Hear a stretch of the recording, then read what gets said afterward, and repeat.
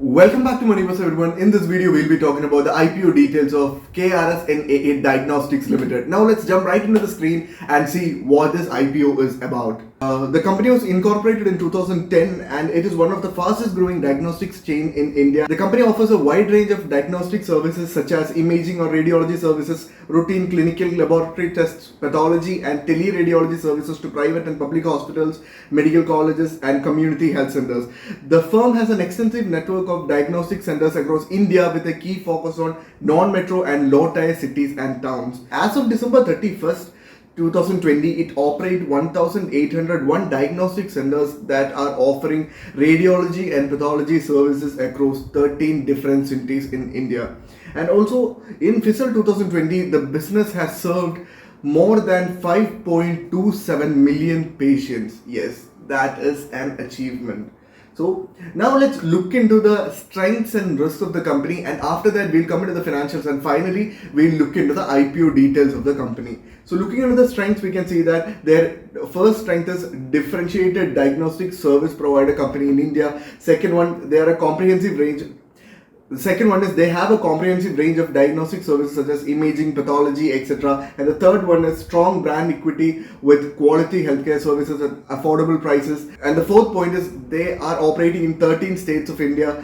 And the fifth point is consistent financial performance track record. Yes, we'll come into financials later on. So looking into the risk, there are very common risks, but we'll specifically look into the risks that is going to affect this particular sector. So looking into that, we can see that one of the major risks is that most of its diagnostic centers have been established and are operated under PPP contracts awarded by government agencies through a competitive bidding process, and the company may not successfully win these tenders in the future. So in that case, their franchises or their number of branches will decrease if they don't get the tender. And also price charts for the diagnostic services are dependent on recommended or prices changed for diagnostic services are dependent on recommended or mandatory fees fixed under the terms of the agreements entered into with public and private healthcare providers. And the third important risk is any inadequacy in packaging, collection of, or failure or delay in the delivery of specimens to its diagnostic centers, resulting in the specimens getting compromised or destroyed. And also the final point that I find relevant is failure to establish and comply with appropriate quality standards when performing imaging, testing and diagnostic services. So these are the major strengths and risks of this company. And now let's look into the financials.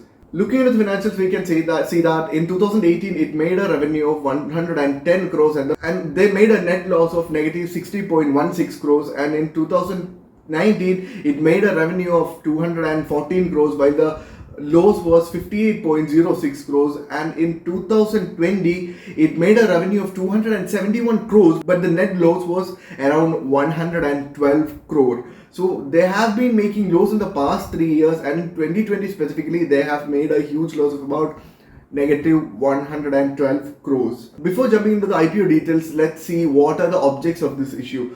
It has to finance the cost of establishing diagnostic centers at Punjab, Karnataka, Himachal Pradesh and Maharashtra. And the second one is repayment or prepayment of firms borrowing fully or partially, and third one, general corporate expenses.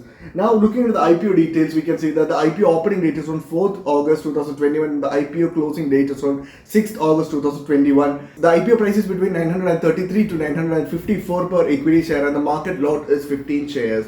So the issue size is 1213.33 crore while the fresh issue is 400 crore and the offer for sale is 813.33 crores. The maximum number of lots per applications is 13 with a cutoff amount of 1,86,030 rupees. So looking into the pre-issue holding, we can see that the pre-issue holding was 31.62% and after the issue it will be 27.38%. So this is the basic details of the IPO, and also the company will be officially listed in the stock exchanges on 17th August 2021.